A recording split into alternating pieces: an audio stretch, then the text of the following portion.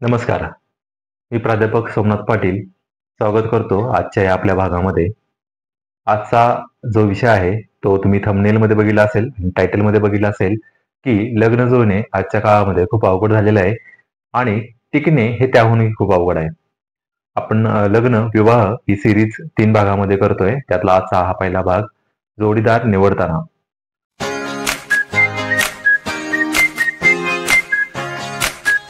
त्यावेळेला एखादा मुलगा किंवा मुलगी विवाहासाठी आपण स्थळ बघायला सुरुवात करतो आपल्या मुलासाठी किंवा मुलीसाठी. त्यावेळेला पहिल्यांदा आपण लग्नाचा विचार करतो. पण लग्न हे करत असताना त्या लग्नाच्या पाठीमागची संकल्पना नक्की काय आहे? त्याची सुरुवात कधीपासून होते? त्याच्यानंतर ह्या सर्व गोष्टींचा विचार आपल्याला खूप अगोदरपासून करावा लागतो.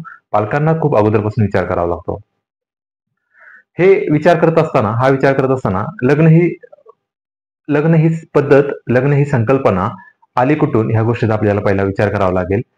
खूप पूर्वीपासून म्हणजे अगदी ज्यावेळेला मानव गुहेमध्ये राहत होता, जंगलांमध्ये राहत होता, आदिमानव आपण ज्याला म्हणतो, त्यावेळेला लग्न ही संकल्पना नव्हती. तो भटक्या अवस्थेमध्ये राहत होता. साधारण लाखो वर्ष भटक्या अवस्थेमध्ये राहिल्यानंतर तो साधारण 12,000 वर्षापूर्वी, आजपासून 12,000 वर्षापूर्वी तो शेती करायला लागला आणि शेतीच्या निमित्ताने तो स्थिरावला, शेती करू लागला आणि त्याच्यानंतर पती पत्नी किंवा मुले हे एक छोटस युनिट, एक छोटासा घटक समाजातून तयार होऊ लागला. हे जे युनिट तयार झालं, या युनिटमध्ये त्याच्यानंतर एकमेकांच्या जबाबदाऱ्या काय असल्या पाहिजेत, एकमेकांची कामं काय असली पाहिजेत, कुटुंबातली कामं कोणी करायची, बाहेरची कामं कोणी करायची, मुलांचा सांभाळ कोणी करायचा, ह्या गोष्टी जसजसं समाज विकसित होत गेला तसतसं ह्या गोष्टी विकसित होत होत गेल्या. आणि हे एकाच वेळेला सर्व संस्कृतीमध्ये चालू झालं होतं आणि त्याच्यामुळं कुटुंब आणि विवाह हे एकाच नाण्याचे दोन पैलू आहेत किंवा ही एकच गोष्ट आहे जी एकमेकाला बांधून ठेवलेली आहे. आपण कुटुंब ही संस्था वेगळे, विवाह ही संस्था वेगळे असं आपण म्हणू शकत नाही. विवाह या संस्थेचा जन्मच मुळात कुटुंब या संस्थेतून झालेला आहे. त्यामुळं विवाह किंवा लग्न ही गोष्ट समजून घेण्याच्या अगोदर आपल्याला कुटुंब ही गोष्ट समजून घ्यावी लागेल थोडक्यात. मला मान्य आहे की आजचा व्हिडिओ थोडासा मोठा होणार आहे, कारण आपण डायरेक्ट काय करतो, आपण एखादा मुलगा किंवा मुलगी शिक्षण झालं किंवा तो जो नोकरीला लागला की आपण डायरेक्ट त्याला लग्नाच्या मंडपामध्ये आपण त्याला पाहायला सुरुवात करतो, आपण त्याच्यासाठी स्थळ बघायला सुरुवात करतो. पण आजची अवस्था जी आपण बघतोय समाजामध्ये की मुला मुलींच्या अपेक्षा खूप वाढलेल्या आहेत, त्यांची वय खूप वाढलेली आहेत. म्हणजे जर का आजूबाजूला बघितलं तर 30-35 वय क्रॉस झालेली मुलं आहेत, मुली पण आहेत, त्यांची वय 30 क्रॉस झालेली आहेत. पण त्याच्या अपेक्षा वेगळ्या आहेत किंवा कुटुंबांच्याही लक्षात येत नाही की त्यांना कशा पद्धतीने आपण मार्गदर्शन केलं पाहिजे, हे कुटुंबाच्याही लक्षात येत नाही. त्यासाठी आपल्याला कुटुंब आणि विवाह या गोष्टी समजून घेतल्या पाहिजेत. जसं मी सांगितलं की 12,000 वर्षापूर्वी आपण जेव्हा शेती करायला लागलो तेव्हापासून कुटुंब ही संस्था हळूहळू विकसित होत गेली आणि कुटुंबाबरोबर विवाह ही संस्था सुद्धा विकसित होत गेली. मग विवाहाचे काही नीती नियम चालू झाले, म्हणजे विवाह कसा असला पाहिजे, विवाहाच्या काय पद्धती असतील. आता संस्कृतीनुसार, समाजानुसार, प्रत्येक प्रदेशानुसार प्रत्येक विवाहाचं प्रकार बदलतात. म्हणजे विवाहामध्ये कुठले कुठले रीतिरिवाज असले पाहिजेत, कोणते गोष्टी असल्या पाहिजेत, हे प्रत्येकाचं कल्चरनुसार बदलत गेलं. आदिवासी लोकांच्या मध्ये सुद्धा विवाहाच्या काही पद्धती आहेत, त्या त्यांच्या पद्धतीनुसार विवाह करत असतात. मग हे कुटुंब जे आहे, हे कुटुंब मेन समाजाचा घटक आहे आणि कुटुंबामध्ये ते कुटुंब जर का पूर्णपणे विकसित झालेलं असेल तर त्या कुटुंबातील प्रत्येक सदस्याचा आणि जी लहान मुलं आहेत, जे आता मोठे होणार आहेत, त्यांचा सुद्धा विकास टप्प्याटप्प्यानं होत जातो. हे कुटुंब म्हणजे काय, तर पहिल्यांदा आपण फॅमिली म्हणजे काय ते समजून घेऊया. कुटुंब म्हणजे पती पत्नी पती पत्नी किंवा त्यांची 2 लहान मुले, 2 किंवा 2 पेक्षा जास्त असणारी लहान मुले, किंवा पती पत्नी, त्यांचे आई वडील म्हणजे मुलांचे आजी आजोबा आणि लहान मुले, या सगळ्यांचं एकत्र राहणं म्हणजे कुटुंब. मग ह्या कुटुंबाची काही कार्य असतात, म्हणजे ह्या कुटुंबाची काही जबाबदारी असतात, त्यांच्या हातून काही गोष्टी घडाव्या लागतात.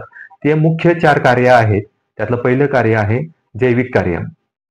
जैविक कार्य म्हणजे काय, तर त्या कुटुंबामधले पती पत्नींना एकत्र येऊन नवीन पिढीचा जन्म द्यावा लागतो किंवा संतती निर्मिती करावी लागते.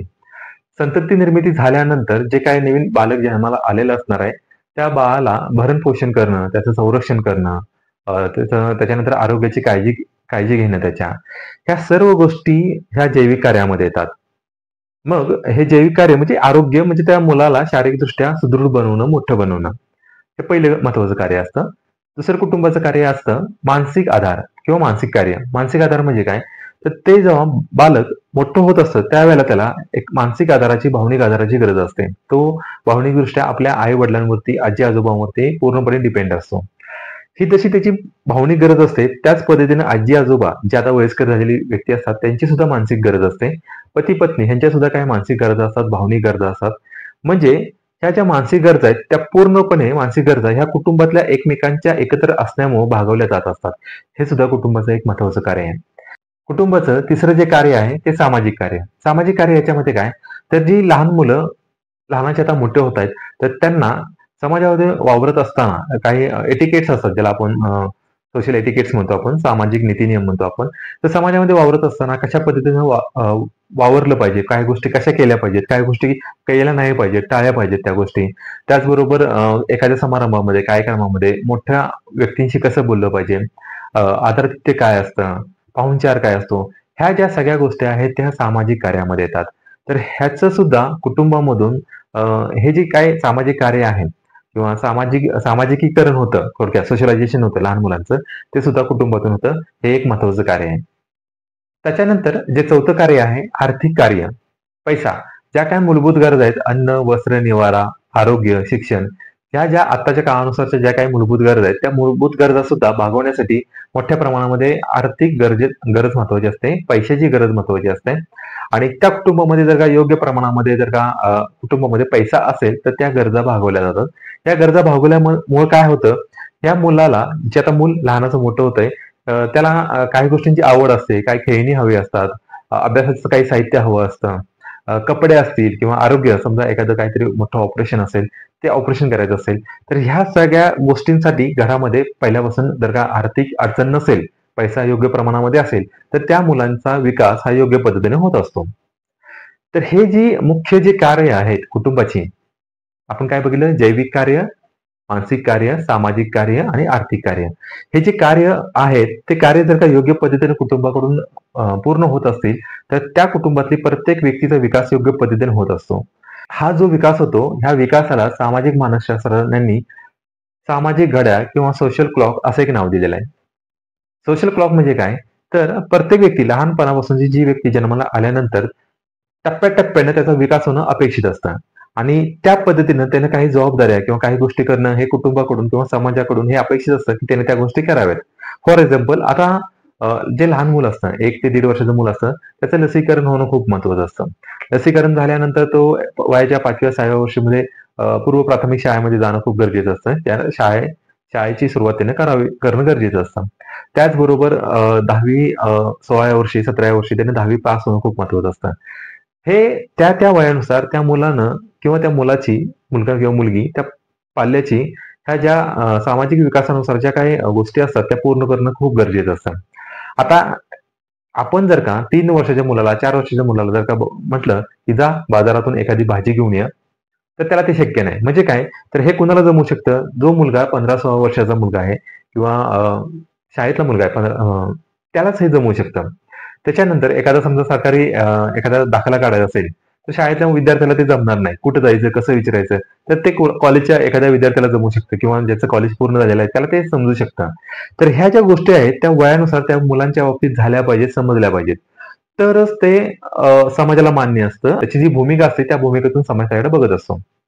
कल्पना करा, मुलाचं 17-18 वय झालंय आणि तरीही तो आत्ता 7वी-8वीत आहे. तर त्या मुलाची अवस्था काय होईल? 17-18 वर्षाचा मुलगा अजून शाळेत जातोय. तर शाळेतली मुलं त्याला चिडवतील, घोडा म्हणून चिडवतील किंवा शिक्षक सुद्धा त्याला चिडवतील आणि त्याचा आत्मविश्वास सुद्धा कमी होईल त्या मुलाचा. त्यामुळं त्या वयामध्ये त्या गोष्टी झाल्या पाहिजेत. मग हे जे सामाजिक घड्याळ आहे किंवा जे सोशल क्लॉक आहे, त्या सोशल क्लॉकनुसार त्या मुलाचं किंवा त्या मुलीचं लग्न होणं सुद्धा खूप गरजेचं असतं. आता आपण आपल्या मूळ विषयाकडे येतोय.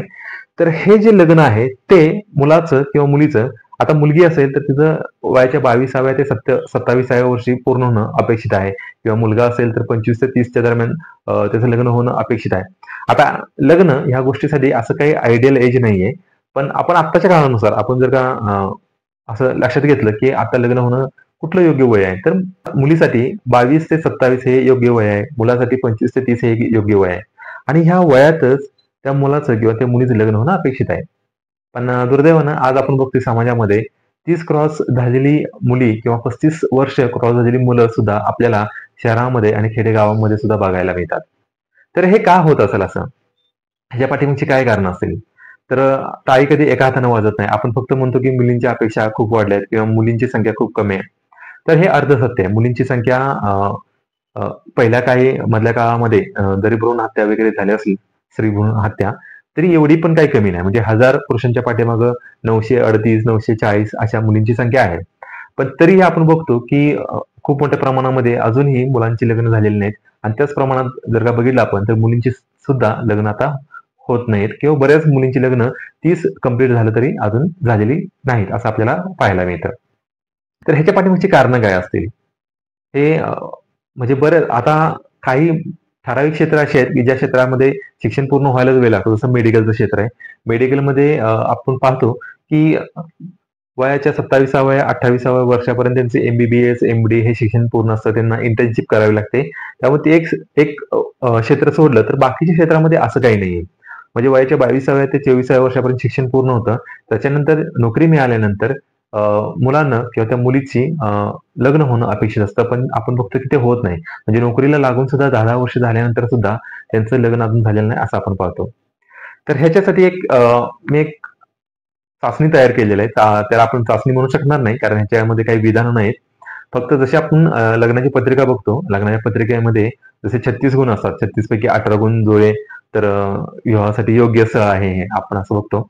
पण हे खरं आपण मानत असाल किंवा नसाल, पण आपण ते बघण्यापेक्षा मला असं वाटतं की वास्तव अपेक्षा किंवा वास्तव चित्र आपल्या डोळ्यासमोर असेल तर हा निर्णय घेणं आपल्याला खूप सोपं होईल. वास्तव चित्र म्हणजे काय? तर आपण स्वतःला सुद्धा ओळखलं पाहिजे आणि समोरच्या व्यक्तीला सुद्धा तटस्थपणे ओळखलं पाहिजे आपण. ती व्यक्ती काय आहे ते. त्याच्यासाठी अ, गुणपत्रिका, लग्नाची गुणपत्रिका, मार्कशीट ऑफ मॅरेज ही मी कन्सेप्ट आणलेली आहे.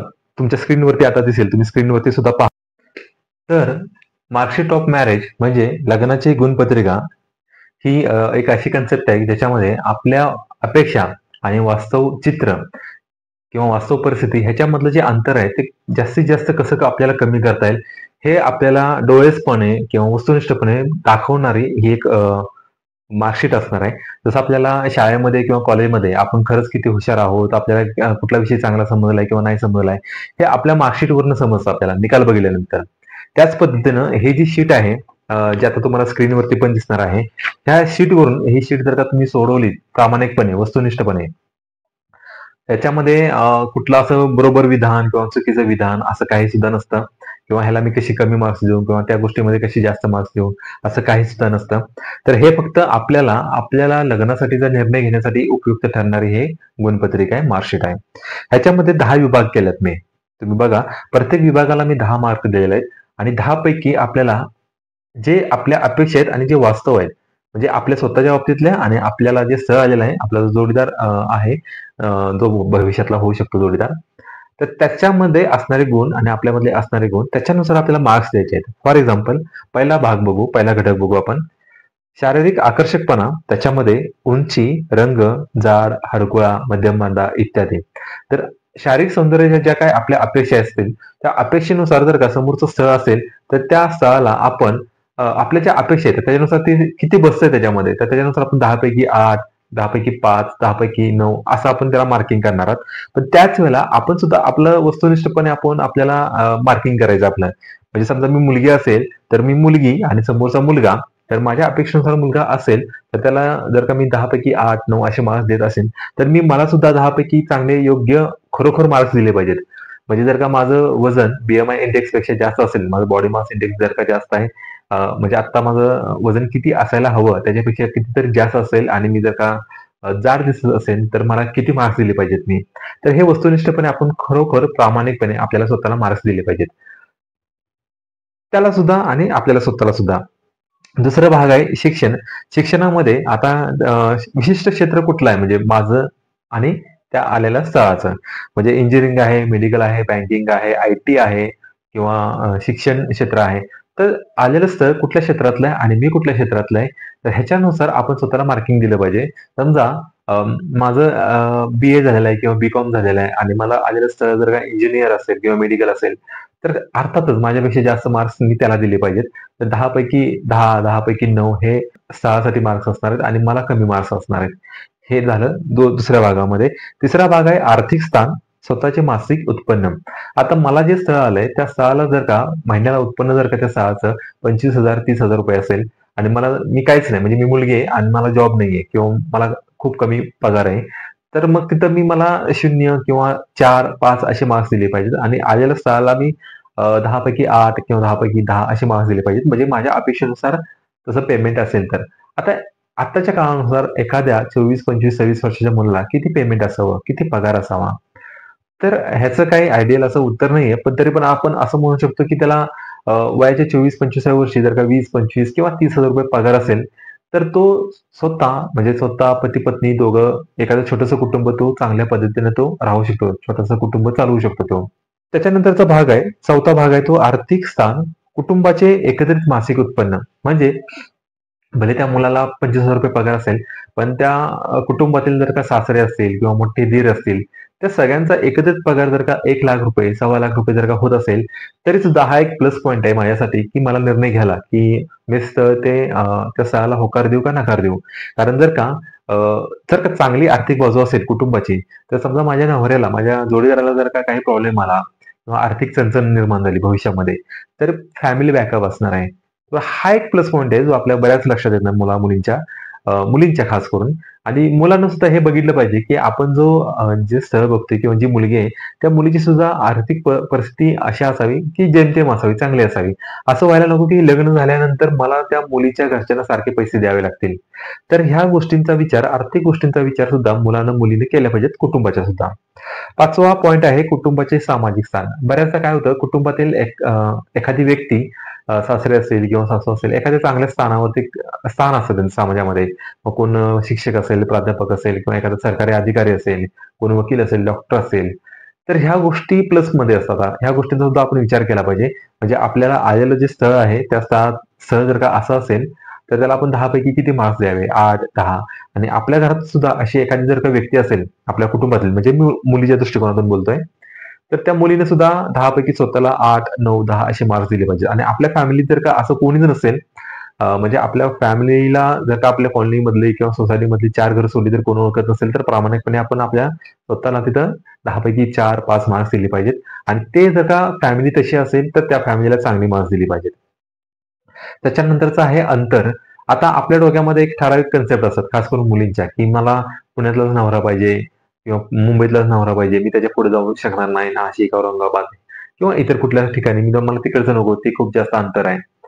तर हे आपल्या डोक्यात अगोदरपासूनच पाहिजे, मुलाच्या आणि मुलीच्या सुद्धा, की आपल्या डोक्यामध्ये किंवा आपल्या विचारांनुसार आलेलं जे स्थळ आहे, ते किती जास्तीत जास्त अंतराचं असेल तर आपल्याला चालू शकतं. तर ह्याचं एक डोक्यामध्ये पाहिजे. जर का पुण्यातलं स्थळ असेल आणि जर का आजूबाजूचं म्हणजे मुंबईचं स्थळ आलंय, तर मग काय करायचं मग? त्याला नकार द्यायचा का? नाही, तर त्याला कमी मार्क्स द्या तुम्ही. समजा नाशिकचं स्थळ आलेल, पण एखादा मुलगा जर का चांगला असेल, मोठा बिझनेसमॅन असेल आणि नाशिकचा असेल किंवा औरंगाबादचा असेल की नागपूरचा असेल, लातूरचा असेल, तर त्याला किती मार्क्स दिले पाहिजेत? जर का त्याचं उत्पन्न चांगलं असेल, त्याची फॅमिली जर का चांगली असेल, तर त्याला चांगली मार्क्स देता आली पाहिजेत आपल्याला. म्हणजे त्या एका गोष्टीमुळं अंतर जास्त आहे म्हणून नकार न देता कमी मार्क्स द्या. आपण बाकीचे मुद्दे आहेत ना आपल्याला बघायचे आहेत, ते आपण बघूयात. त्याच्यानंतर जबाबदारी घेण्यास सक्षम आहे का? आता हे दोन्ही गोष्टी आपल्याला लगेच नाही समजणार. पहिल्या भेटीमध्ये नाहीच समजत आपल्याला. म्हणजे मुलांना सुद्धा हे बघितलं पाहिजे, की जी मुलगी आहे ती जास्त अल्लड तर नाही ना. तिचं वय 24 आहे, 22 आहे, 25 आहे. तर लग्न झाल्यानंतर ती आपल्या घरातल्या जबाबदाऱ्या घेईल का? थोडंसं पुढाकारवृत्ती आहे का त्याच्यामध्ये? किंवा मुलीने सुद्धा हे बघितलं पाहिजे, की आपण ज्याच्याशी लग्न करतोय तो मुलगा मॅच्युअर्ड आहे का तेवढा?